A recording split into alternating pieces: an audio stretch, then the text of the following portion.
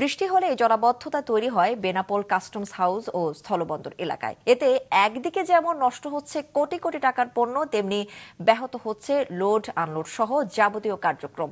Drainage ব্যবস্থার সংস্কার না করায় বন্দরের এই অবস্থা বলছেন বন্দর ব্যবহারকারীরা। যশোর জেলা রিপোর্টার রাহুল রায়ের পাঠানো তথ্য ছবি নিয়ে ডেস্ক রিপোর্ট। গেল কয়েকদিনের টানা বৃষ্টিতে বেনাপোল কাস্টমস হাউস চত্বরে তৈরি হয়েছে জলাবদ্ধতা। এমন পরিস্থিতিতে কাস্টমসের যাবতীয় কার্যক্রম সম্পন্ন করতে বেগ পেতে হচ্ছে হাউসের কর্মকর্তা, কর্মচারী ও সেবাগ্রহীতাদের। এছাড়া 16-17 নম্বর শেড এবং মসজিদ সংলগ্ন এলাকায় পানি জমে নষ্ট হচ্ছে কোটি টাকার পণ্য। জলাবদ্ধতার কারণে পণ্য লোড আনলোড বন্ধ থাকায় ক্ষতির মুখে আমদানিকারকরা। কার্যক্রম বন্ধ থাকায় বন্দর কর্তৃপক্ষ যেমন বিপুল পরিমাণ রাজস্ব হারাচ্ছে, তেমনি কর্মহীন থাকতে হচ্ছে বন্দরের শ্রমিকদের।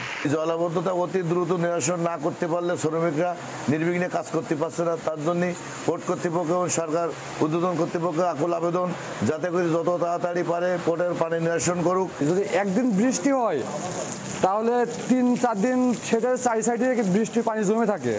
এতে করে আমাদের কাজকাম করার খুব সমস্যা দেখা দেয়। এই পানি দেওয়ার তো লাইন নেই, তাই এই কারণে পানিটা ভিতরে জমে দিয়েছে। যে পোর্টের পানি বেরোবে এরকম কোনো জায়গা নেই যে পোর্টের পানিটা বেরোবে বাইরে। বৃষ্টির পানি অপসারণে ড্রেনেজ ব্যবস্থা সংস্কার এবং সমস্যার স্থায়ী সমাধানে পরিকল্পনা নেয়ার কথা জানায় বন্দর কর্তৃপক্ষ।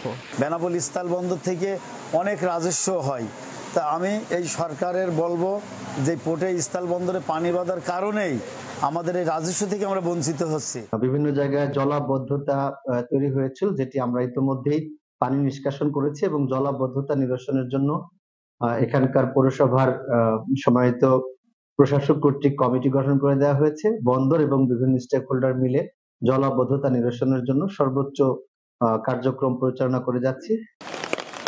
দেশের সবচেয়ে বড় এই স্থলবন্দরে জলাবদ্ধতা দূরীকরণে দ্রুত ব্যবস্থা নেওয়া হোক, এমনটাই দাবি বন্দর ব্যবহারকারীদের।